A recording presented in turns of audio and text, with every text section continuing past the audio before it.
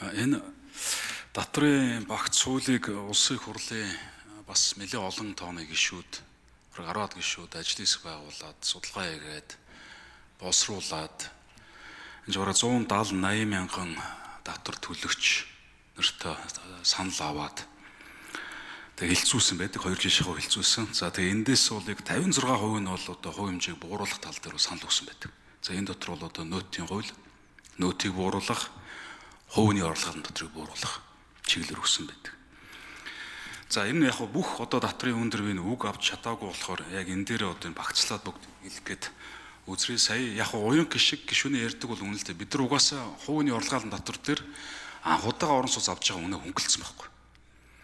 Тэнгүүтээ дахиад 2% гэхэр чинь нөгөө орон сууцны 8 эдэг хүмүүс одоо ингэ нэг дэмжсэн байдалтай тэр 2% чи явчих гээд байна. Тэгэхээр бидний багцуулаа харуул ингэ нэг том зургаараа юм харж чад явахгүй бол тэгвэл тэнд нэг хідэн хүн санал өглөөнгүүд тэрийг ингэж уруулаад яваад иж болохгүй байгаамаа. Тэгээ энэ дээр бас мэндээсээ бас юм хармаар байгаа. Тэгээд за татрын ерөнхий хууль дээр бол энэ маргаан таслах зөвлөлийг одоо хараад бус байлгах тал дээр бол энэ юмд бол ороогүй л. Энэ дээр бас анхаармаар байгаа.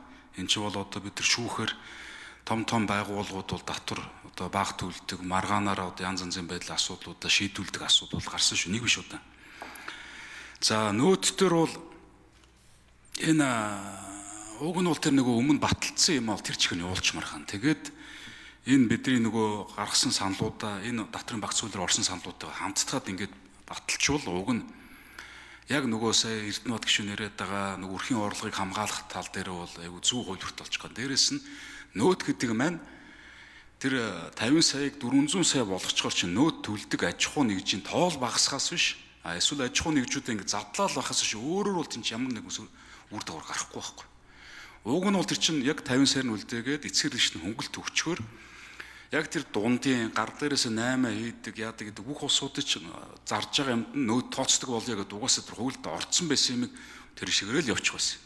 Тэгсэн бол одоо тэр хүнсний үйлдвэрлэл энэ гар дээрээс 8 хийж байгаа хүмүүсээ бүгдийн нөөтийн яг тэр бүртгэл гэдэг агуулгаар нь бүртгэж боломжтой байлаа. Тэгээ эргээгээд эцсийн эрхлэгчдэр нь харин тэр шатлсан хувилбараараа бид тэр хөнгөлтөө өгсөн болвол яг л уг нь байгаа онцгор байсан л да. Тэгээ одоо ингээд нэг баталсан юм эргэж буцаад сүмөөрөө яваад байна л да. Тэрхгүй бол яг бидний нөөтийн хуулийг судлаа явж байхад бол төрийн байгууллагууд өөрснөө нөөтийн баримтгүй худалдаа авалт тэр хийгээд яваад байсан байхгүй.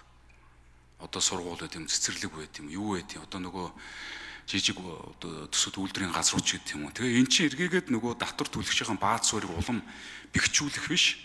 Нөгөө саарал эдийн засаг гэдэг юм улам томсгоод байгаа харагдсан.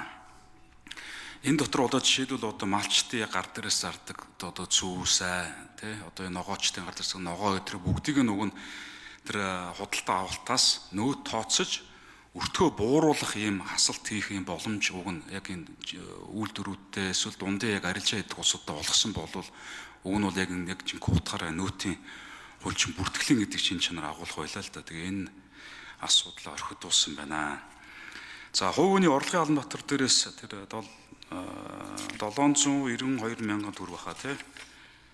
Тэгээ 792 мянган төгрөг хүртэлх цалингийн орлогыг одоо чөлөөлөх агуулгыг бол дэмжиж байгаа. Энэ бол одоо яалчгүй бол хөдөлмөр эрхлэлтийг бол дэмжихэд бол заашгүй зүйлээ. Тэгэхгүй бол одоо бид нар чи яг бизнесийг дэмжиж байгаад 2.5 тэрбум орлоготой аж ахуй нэгжийг 1% дотор яагаад яг ингээд өдөр шөнөгүй ажиллаж байгаа иргэдээсээ бол ингээд за нэмж 1 минутаар тодруулъя.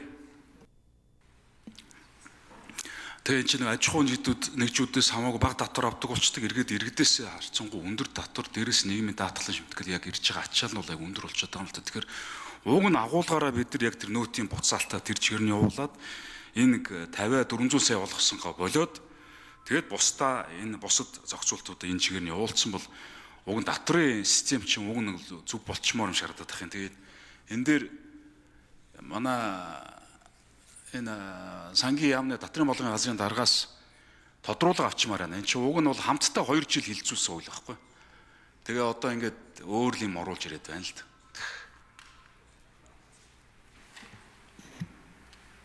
За хэн хариулах? За Чимцэрэн дарга хариулъя.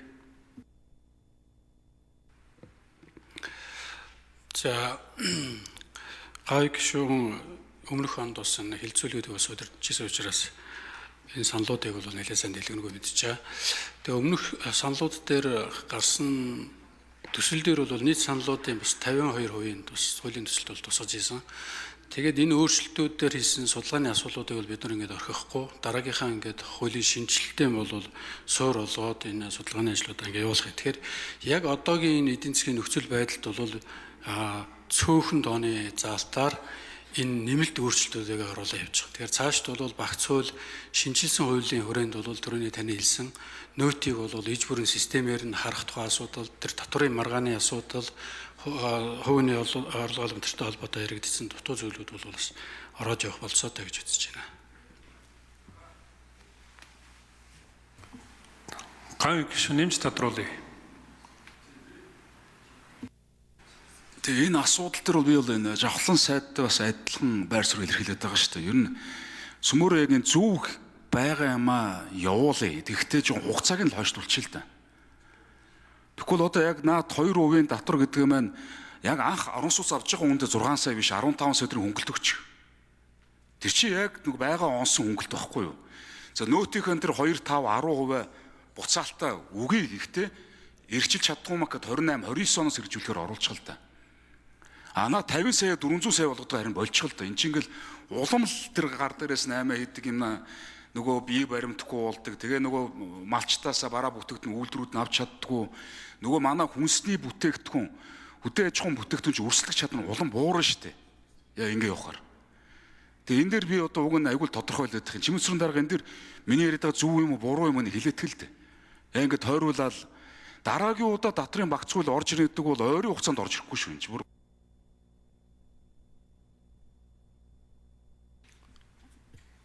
За үг гэлээ. За асуусан юм. За тойруулаад ирнэ гэж шүү. За чимцрэн дарга тойруулахгүй хариулъя. Дөрвөн хуулийн дээр бол ингээд тодорхой тооны төсвийн нөлөөтэй богино хугацаанд үр дүн гарах юм өөрчлөлтүүд бол орж ирж байгаа. Тантай тэр нөөтийн тухай хуулинд нэмэлт өөрчлөлт оруулах асуудлыг системээр шийдэх ёстой гэдэгтэй бол санал нэг байна. Тэрэн дээр бол маш олон чухал зүйлсүүд байсан. Бүх нийтээр нөөтөнд төлдөг болёо. Хөнгөлөлт чөлөөлтийг баахгүй болгоё. За бэлэн бусаар тооцоо хийх юм бол тэрийг нь хасдуулгыг хийдэг болыг гэх мэтлэн олон дэвшилтэт зүйлүүд бол өмнөх төслүүд дээр бол бас явагдаж байсан. Энийг бол цаашд дараа нь иж бүрнээр авах үед бол тооцоод авч явах нь бол зүйтэй гэж бодож байна.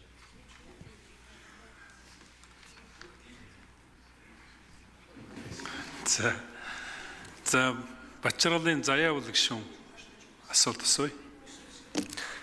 За баярлалаа. Засгийн газраас энэ хувь хүний орлогын албан татврын тухай хуульд нэмэлт өөрчлөлт оруулах тухай хуулийн төсөл орж ирсэн. За энэтэй холбоотой асуултуудаас асууя. За ер нь хувь хүний орлогын албан